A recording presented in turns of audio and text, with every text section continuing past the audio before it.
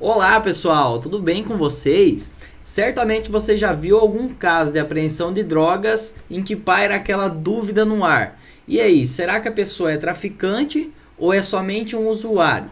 Porque embora tenham punições diferentes e sejam tipificados em artigos diferentes da lei de drogas, o legislador não deixou claros critérios objetivos para a diferenciação entre o tráfico de drogas e o simples usuário de drogas. Então é isso que vamos ver no vídeo de hoje. E claro, logo depois de você se inscrever aqui no canal e ativar o sininho das notificações para continuar vendo vídeos como esse o tempo todo. Então vamos para o vídeo. Apesar de não ter critérios objetivos claros, a lei prevê sim alguns critérios para diferenciação. No parágrafo 2º, o artigo 28 da Lei de Drogas é previsto que, para determinar se a droga destinava-se a consumo pessoal, o juiz atenderá à natureza, a quantidade da substância apreendida, o local e as condições em que se desenvolveu a ação, as circunstâncias sociais e pessoais, bem como a conduta e os antecedentes do agente preso. Então, diante desses critérios vagos estabelecidos pela legislação, a jurisprudência passou a adotar uma espécie de sistema de avaliação próprio. Os critérios que eu vou falar aqui não são os únicos utilizados. Existem outros fatores que possuem muita importância, mas que só podem ser avaliados em caso concreto. O local e a hora da apreensão, por exemplo, circunstâncias sociais e pessoais, por exemplo, também. Porém, esses são os mais comuns, aparecendo frequentemente na jurisprudência e sendo utilizados cumulativamente para avaliar cada situação concreta. Assim, apesar de alguns dos critérios parecerem frágeis, possuem grande força probatória quando somados. Bom, o primeiro critério, obviamente, tem de ser a quantidade de droga apreendida, né? A alegação de que o réu é usuário se torna bem mais frágil se a quantidade de droga apreendida estiver muito acima do esperado para um usuário. Já do contrário, se a quantidade for pequena, reforça a tese de que ele se trata apenas de um usuário. É importante ressaltar que o ministro Celso de Mello, ao conceder um ofício de habeas corpus, adotou o entendimento do STJ lá de Portugal, fundamentando em parâmetros estabelecidos pelas normas portuguesas, para definir qual seria a quantidade aceitável para o consumo. Conforme a legislação portuguesa, a quantidade de consumo médio diário equivale a 0,1 grama, tratando-se de heroína, 0,2 grama, tratando-se de cocaína e 2,5 gramas, tratando-se de maconha. A quantidade deve ainda ser multiplicada por 10 para que seja uma quantidade correspondente a um período de 10 dias pelo menos. O entendimento adotado pelo ministro não é vinculante, mas é um dos poucos parâmetros nacionais que nós temos. É recomendável ainda verificar a jurisprudência de cada tribunal, tendo em vista que algumas cortes podem adotar parâmetros mais favoráveis ao acusado. O segundo critério é a variedade de drogas apreendidas, que também é um fator crucial para realizar a diferenciação.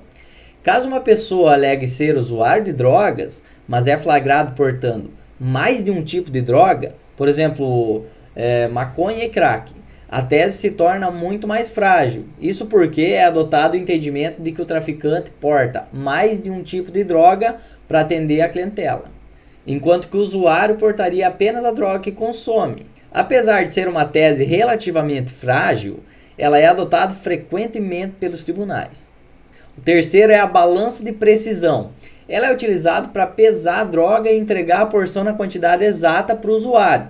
É um elemento com um grande peso probatório, tendo em vista que, teoricamente, não faria qualquer sentido um usuário possuir uma balança de precisão, né?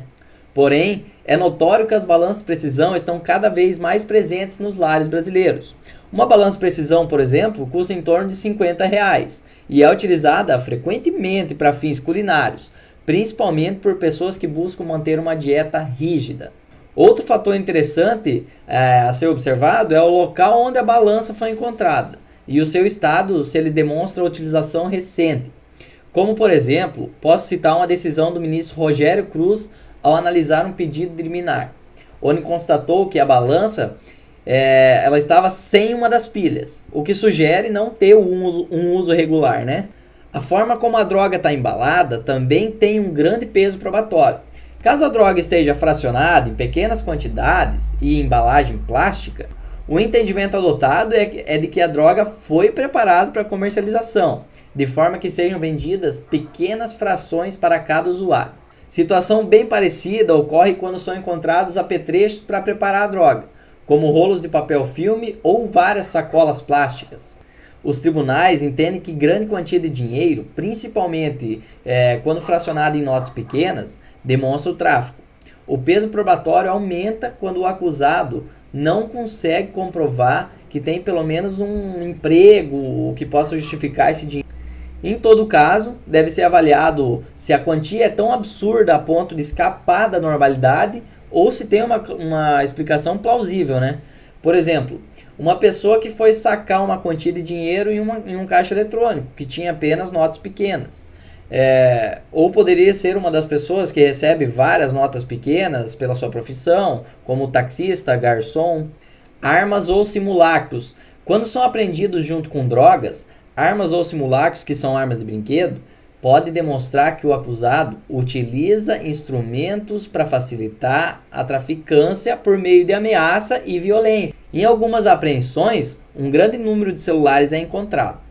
Assim, é constituída outra situação que foge da normalidade, mas que é comum no tráfico, tendo em vista que a constante troca de aparelhos tem como propósito se esquivar de uma possível ação policial. As conversas via SMS ou aplicativos de mensagens e redes sociais também são analisadas, com prévia autorização judicial, claro, para demonstrar mensagens relacionadas ao tráfico.